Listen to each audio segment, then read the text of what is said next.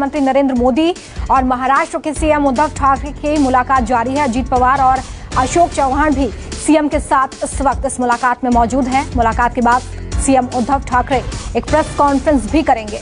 तो आज ये अहम मुलाकात दिल्ली में हो रही है। सहयोगी रमन कुमार हमारे साथ लाइव जुड़ गए, सीधे रमन का रुख कर लेते हैं। रमन, मुलाकात इस वक्त जारी है, क्या अपडेट है आपके पास? देखिए, बिल्कुल सही कहा आपने कि प्रधानमंत्री नरेंद्र मोदी, महाराष्ट्र के मुख्यमंत्री उद्धव ठाकरे, उप मुख्यमंत्री अजीत पवार और कांग्रेस पार्टी के नेता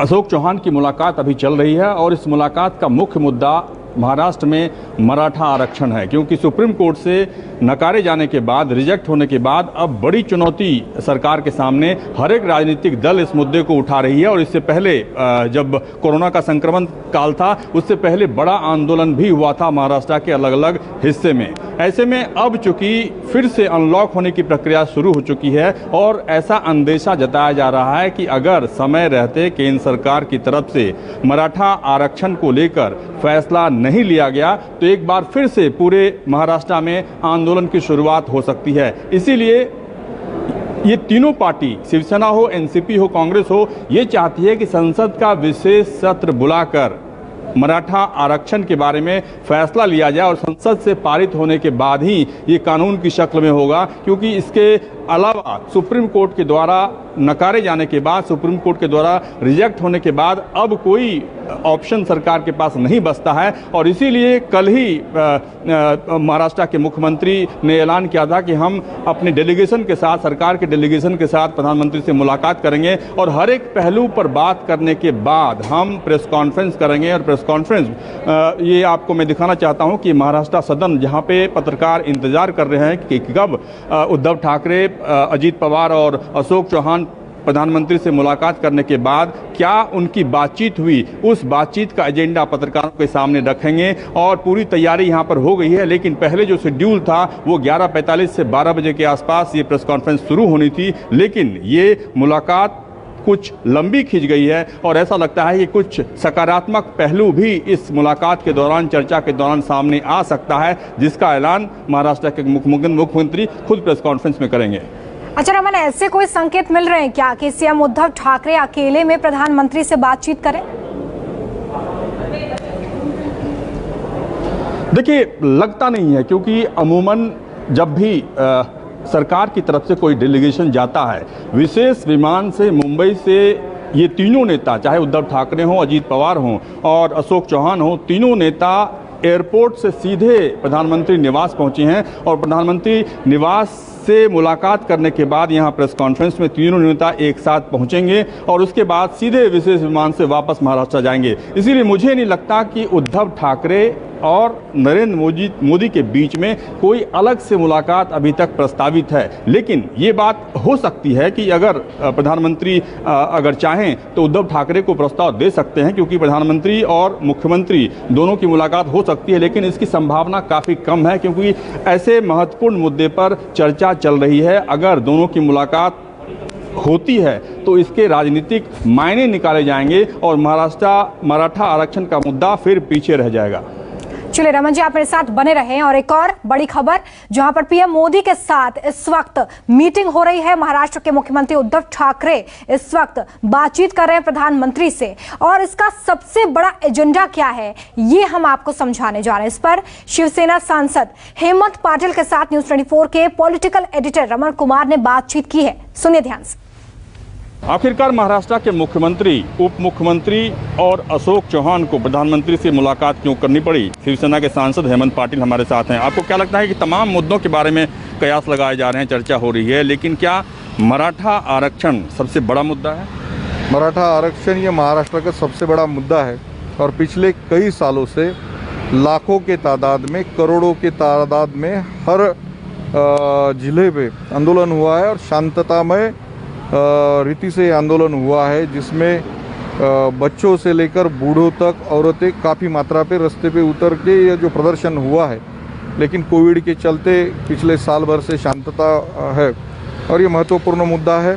आरक्षण को जब से सर्वोच्च न्यायालय ने स्थगिति दी है तो मराठाओं के मन में एक अशांतता पैदा हुई है, एक अन्याय की भावना पैदा हुई है, तो ये मराठा आरक्षण दिया जाए और ये संसद में भी ये आरक्षण टिक सके।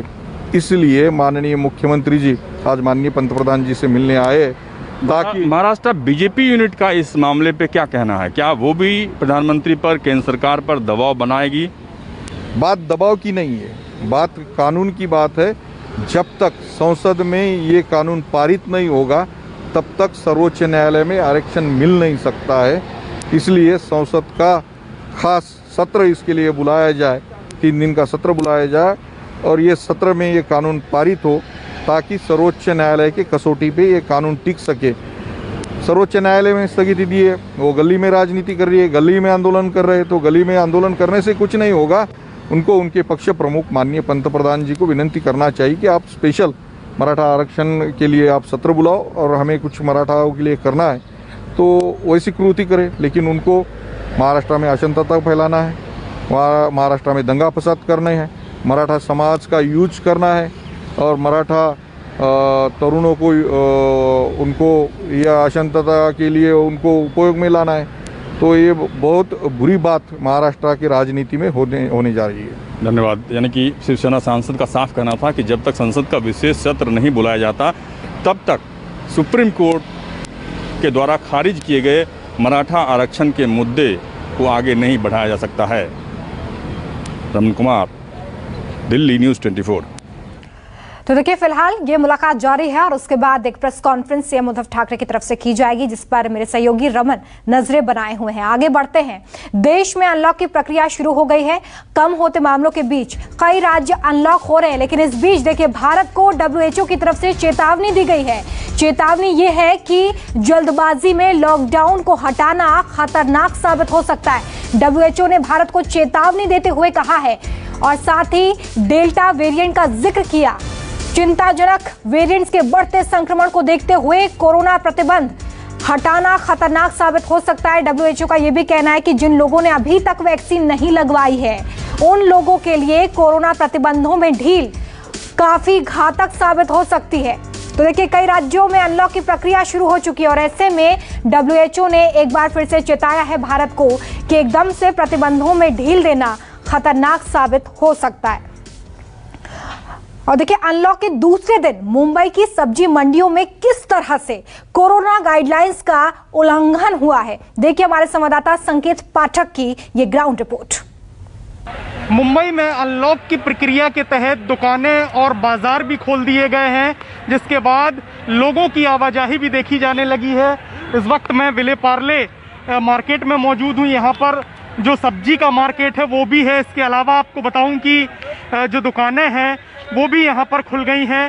आज दूसरा दिन है अनलॉक का। वहीं दूसरी तरफ आप देखिए, हल्की मुंबई में बरसात हो रही है और ऐसे में जो सड़कों पर गाड़ियाँ हैं वो भारी तादाद में यहाँ पर निकलना शुरू हो गई हैं। आप देखिए कि ये जो सड़क का नज़ारा मैं आपको दिखाऊं, इस तरफ आप देखिए कि गाड़ियाँ ही गाड़ियाँ नज़र आएंगी। हालांकि लोग अपने काम धंधे के लिए निकले हुए हैं, सामान खरीदने के लिए निकले हुए हैं। यही वजह है कि लोगों की भीड़ भी अब सड़कों पर देखी जा रही है।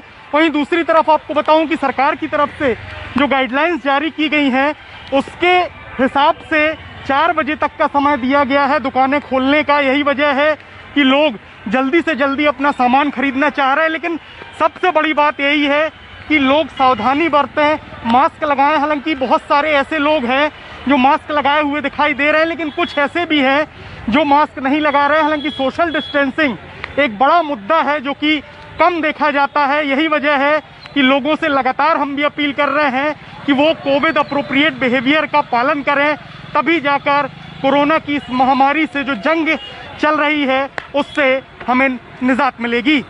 कैमरामैन विनोद के साथ संकेत पाठक, न्यूज़ 24 मुंबई। कोरोना के घटते केसेस के बीच कल से ही मुंबई में अनलॉक की प्रक्रिया शुरू हो गई है, जिसके तहत कल से सुबह से 4 बजे तक सभी तरह की दुकानों को खोलने की परमिशन दी गई है। इस वक्त मैं मुंबई के घाटकोपर इलाके में और यहाँ पर आप देखिए कि बड़ी संख्या में लोग आए हुए हैं। ये घाटकोपर वेस्ट का इलाका है और ये जो बाज़ार है यहाँ पर ज़्यादातर इस समय मानसून के कपड़ों, जूतों और चप्पलों की बिक्री हो रही है और बड़ी संख्या में लोग खरीदारी के लिए आए हुए हैं। हालांकि अगर यहाँ पर कपड़ों की दुकान की बात करें तो वहाँ पर ज़्यादा भीड़ नहीं है, लेकिन जो बरसाती जूते चप्पल हैं वो खरीदने के लिए लोग बड़ी संख्या में आए हुए हैं, क्योंकि मानसून की यहाँ पर जल्दी शुरुआत होने वाली है, मानसून दस्तक देने वाला है। हालांकि प्री मानसून बारिश कल से ही शुरू है, आज भी प्री मानसून बारिश हो रही है, लेकिन जो लोग हैं वो चाहते हैं कि अब जो बरसाती जूते चप्पल हैं वो खरीद लें। क्या आप बताइए, सीजन कैसा चल रहा है? बिक रहा है? बिक रहा है, सब अच्छा बिक रहा है। अभी 2 दिन से मौका दिया गवर्नमेंट ने लगाने, अल्लाह का शुक्र है। पर क्या अभी जो बहुत तकलीफ के दिन चल रहे तो अल्लाह राहत दे दे। तो घर में बैठे थे, गाँव चले गए? नहीं, गांव चले गए थे। गांव से अभी आए, हफ्ता भर हुआ। गाँव से भी आए। देखिए कि यहाँ पर बड़ी संख्या में जो बरसाती जूते चप्पल या रेनकोट की खरीदारी के लिए लोग निकले हैं। हालांकि लोकल लोग ही ज़्यादा बाज़ार में हैं और सब लोग रेनकोट की खरीदारी करना चाहते हैं, तो बड़ी संख्या में लोग आ रहे हैं। लेकिन रोड साइड में जो दुकानें होती हैं, जो छोटी दुकानें होती हैं, वहाँ पर इस समय बड़ी संख्या में लोग खरीदारी के लिए आए हैं। कैमरा अंचल के साथ इंद्रजीत सिंह, न्यूज़ 24 मुंबई। तो आप देख रहे हैं कि किस तरह इस वक्त भी लोग कोरोना को सीरियस नहीं ले रहे हैं। अनलॉक होते ही बाजारों में भीड़ लगना शुरू हो गई है। समय है बहुत ज्यादा सतर्क और सावधान रहने का, ताकि आप अपने आप को कोरोना से सुरक्षित रख सकें। बहुत सावधान रहिए। नमस्कार, मैं हूं मानक गुप्ता। अगर आपको हमारा ये वीडियो पसंद आया हो तो इसे लाइक और शेयर जरूर करें, और हाँ, हमें सब्सक्राइब और फॉलो करना ना भूलें, ताकि आप देश और दुनिया की कोई खबर मिस ना करें। तो जुड़े रहिए हमारे साथ और देखते रहिए न्यूज़ 24।